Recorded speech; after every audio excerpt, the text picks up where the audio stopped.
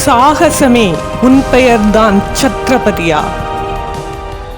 மலையளவு பிரச்சனைகள் வந்தாலும் வெற்றி காண்பது எப்படி? வாழ்ந்து காட்டியிருக்கிறார் சத்ரபதி சிவாஜி மகாராஜ். தீர்க்கமான திட்டமிடல், சாதுரியம், துணிவு இவைதான் அவருக்கு வெற்றிகளை ஈட்டித் தந்தன.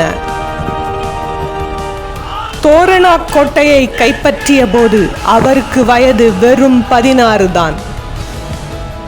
மாபெரும் படையுடன் வந்த அப்சல் கானை ஒழித்தபோது அவர் 30 வயது கூட நிரம்பாத இளைஞர்.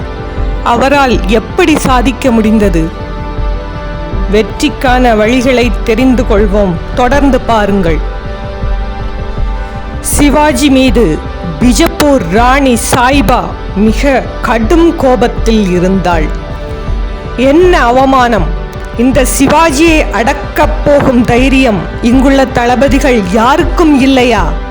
இந்த பிஜப்பூர் சுல்தானியத்தின் மானம் காக்க யாராவது முன்வாருங்கள். உங்களுக்கு எவ்வளவு படைகள் வேண்டுமானாலும் தருகிறேன் என்று குமுறினாள் அவள். சிவாஜியின் பெயரை கேட்டதுமே அவளது தளபதிகள் அனைவரும் பயத்தில் பின்வாங்கினர். இருப்பினும் ஒருவன் முன் வந்தான். அவன்தான் அப்சல் கான். நான் இருக்கிறேன் அரசியே, இந்த மலை எலியை நான் சிறைப்பிடித்து வருகிறேன் என்றான். அடுத்த சில நாட்களில் சிவாஜியை அடக்க மிக பெரும் படை ஒன்று தயாரானது. ஏராளமான பீரங்கிகள், குதிரைகள், யானைகளுடன் அந்த படை ஆரவாரமாக பிஜப்பூரிலிருந்து புறப்பட்டது.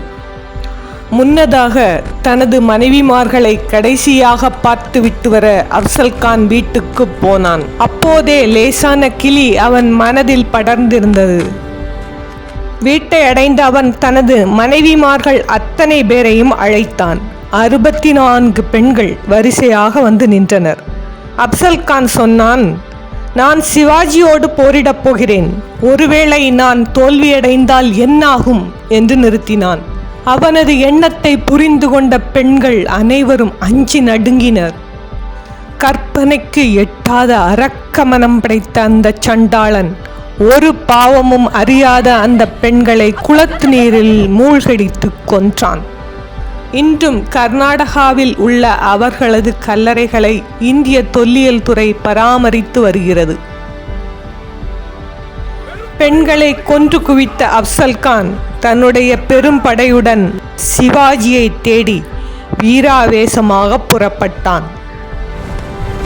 செல்லும் வழியெங்கும் கிராமங்கள் சூறையாடப்பட்டன, கோயில்கள் சேதப்படுத்தப்பட்டன. முக்கியமாக பண்டரிபுரம் கோயில், சிவாஜியின் குலதெய்வமான பவானி அம்மன் கோயிலும் சூறையாடப்பட்டது. இதற்கிடையே சிவாஜி புனேயிலிருந்து பிரதாப்கட் கோட்டைக்கு திரும்பினார். பண்டரிபுரம் ஆலயம் இடிக்கப்பட்ட அன்றே, கண்ணனின் புனித சன்னிதானம் களங்கப்படுத்தப்பட்ட அன்றே, பகவானின் சாதுரியமும் விவேகமும் சிவாஜியிடம் குடிகொண்டு விட்டன. படைகள் எங்கள் கிராமத்தை தாக்கின, என் மகளை கடத்தி சென்றனர். மக்கள் சொன்னதை அமைதியாக கேட்டுக்கொண்டார் சிவாஜி. உடனடியாக எதையும் செய்யவில்லை. வந்திருந்த பெருங்கூட்டம் அதிருப்தியுடன் திரும்பியது. எல்லோரும் இப்படித்தான், வாய்சவடால் பேர்வழிகள், இவரை நம்பினோம், ஆனால் இப்போது கோழை போல் கோட்டைக்குள் அடைந்து கிடக்கிறார் என்று மனம் போன போக்கில் பேச ஆரம்பித்தனர். ஆனால் சிவாஜி அமைதியாக காய்களை நகர்த்தத் தொடங்கினார். சிவாஜியின் உத்தரவின் பேரில் கொங்கன் பகுதியில் இரகசியமாக நிலை பெற்றிருந்த மராட்டிய படைகள் பிரதாப்கட் கோட்டையை நோக்கி நகர ஆரம்பித்தது. சிவாஜியின் பெரும் படை வீரர்களான மோரோபந்த் பிங்கலே, நேதாஜி பால்கர், கானோஜி யாதவ் போன்றவர் தலைமையில் மராட்டிய படை பிரதாப்கட்டின் மலை பிராந்தியத்தில் எதிரிகளுக்கு தெரியாமல் பதுங்கிக் கொண்டது. தங்கள் மூதாதையர்கள் வழிபட்ட ஆலயத்தை அழித்த அப்சல் கானை பழிதீர்க்க பிரதாப்கட் மலை காடுகளில் பதுங்கி கிடந்தனர் இந்து வீரர்கள். பிரதாப்கட் கோட்டையில் நிலை கொண்டிருந்த சிவாஜியை போரில் முறியடிக்க வேண்டுமானால் அவரது படையை சமதரைக்கு இழுக்க வேண்டும். ஆனால் அப்சல் கான் இதற்காக கடைபிடித்த அத்தனை தந்திரங்களும் சிவாஜியிடம் பலிக்கவில்லை. சிவாஜி பதற்றமடையவில்லை. மீன் தானாக வந்து தூண்டிலில் விழும் என்று தெரியும் அவருக்கு. பொறுமையாக காத்திருந்தார். சிவாஜிக்கு தன் பலம் தெரியும். அதுபோல் எதிரியின் பலவீனத்தையும் புரிந்து கொண்டு அதற்கு ஏற்ப போர்த்தந்திரங்களை வகுத்து கொள்வார். அவரது அபார வெற்றிகளுக்கு இதுவும் ஒரு காரணம். அப்சல் கானையும் அவனது வழியிலேயே சென்று வீழ்த்த திட்டமிட்டார். பிஜப்பூரிலிருந்து புறப்பட்டு வந்த அப்சல் கானின் பெரும் படை வை என்ற இடத்தில் பாசறை அமைத்து தங்கியிருந்தது.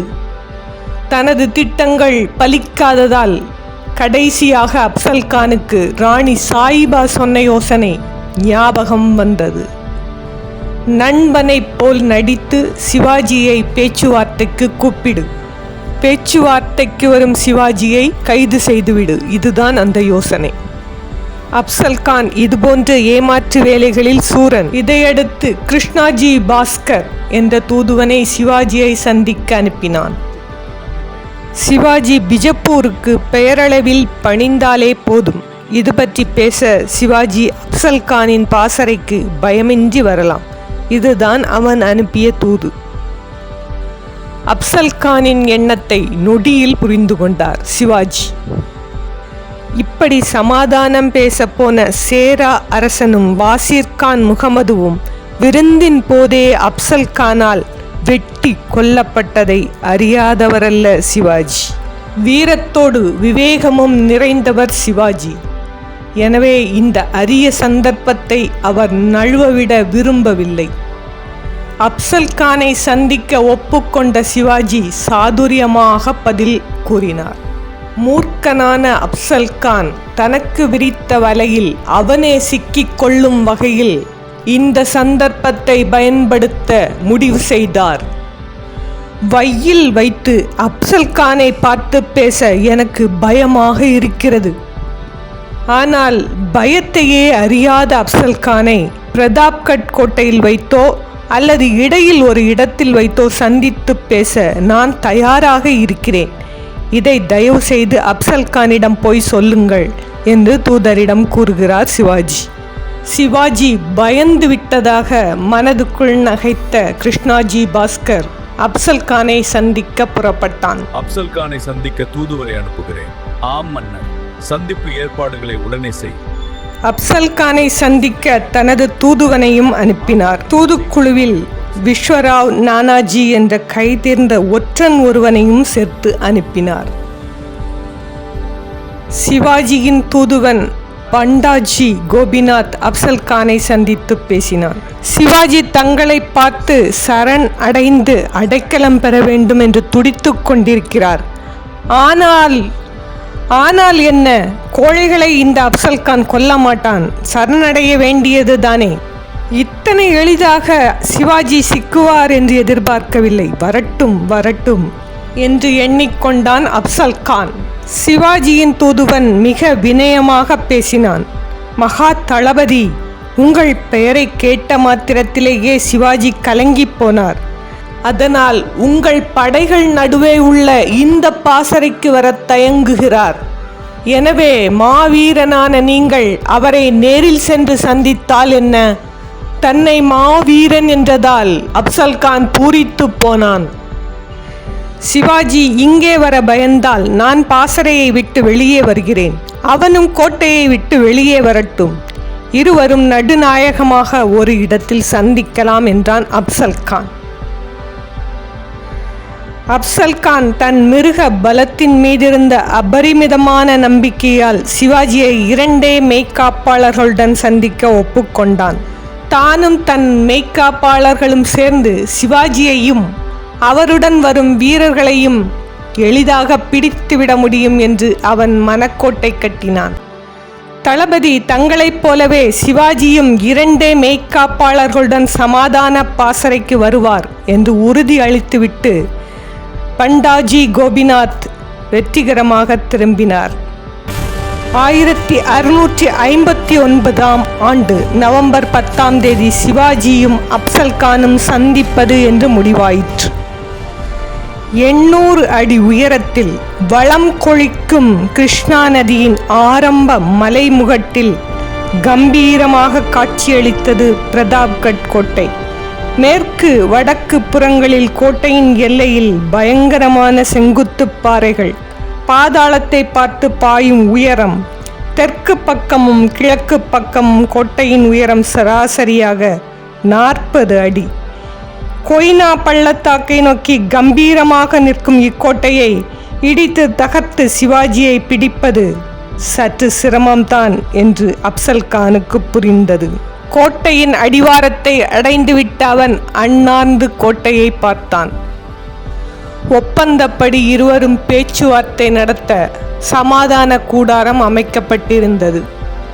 அப்சல்கானின் பாசறையான வெயிலிருந்து கூடாரம் வரை சிவாஜி தன் வீரர்களை விட்டு ஒரு அருமையான திட்டத்தை உருவாக்கினார். பாதை நெடுகிலும் பலவிதமான போஜன வகைகளும் கேளிக்கைகளும் தேவையான மது வகைகளும் பிஜப்பூர் படைகளுக்காக ஏற்பாடு செய்தார்.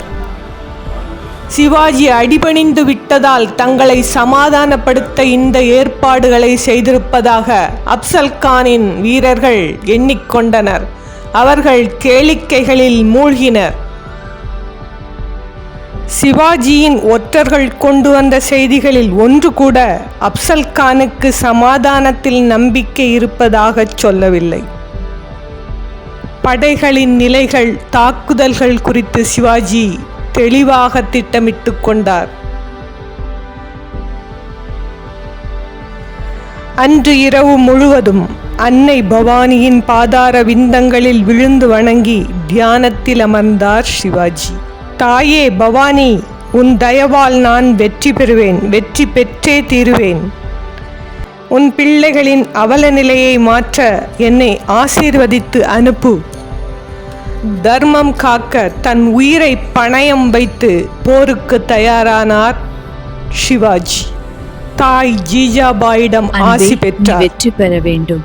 ஆமம்மா, உனக்கு எல்லா நலனும் கிடைக்க என் ஆசி. நன்றி. தற்காப்புக்காக தலையிலும் உடலிலும் இரும்பு கவசம் அணிந்து கொண்டார்.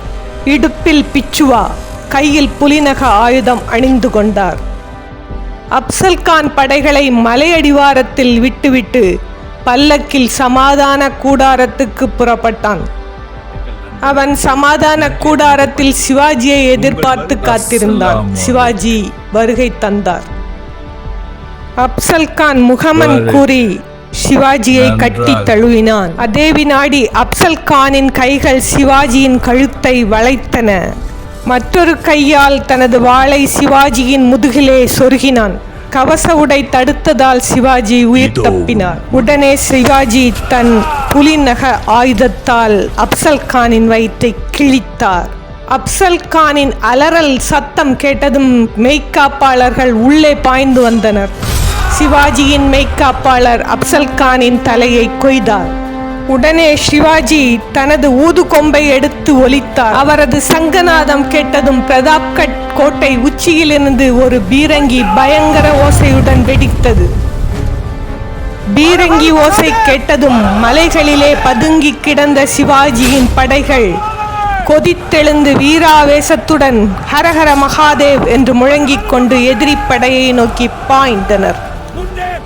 இந்த ஆவேச தாக்குதலை சற்றும் எதிர்பாராத பிஜப்பூரின் பெரும்படை சின்னாபின்னமாக சிதறி ஓடியது. பிஜப்பூரின் குதிரைப்படையும் காலாட்படையும் இந்த மின்னல் வேக தாக்குதலினால் நிர்மூலமாக்கப்பட்டன. பீதியடைந்த ஒட்டகங்கள் அங்குமிங்கும் சிதறி ஓடின.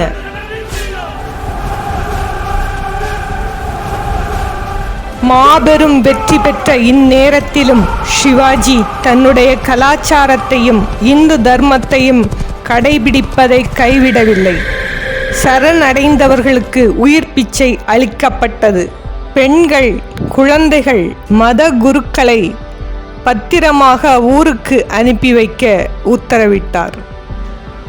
ஹர ஹர மகாதேவ், ஹர ஹர மகாதேவ்.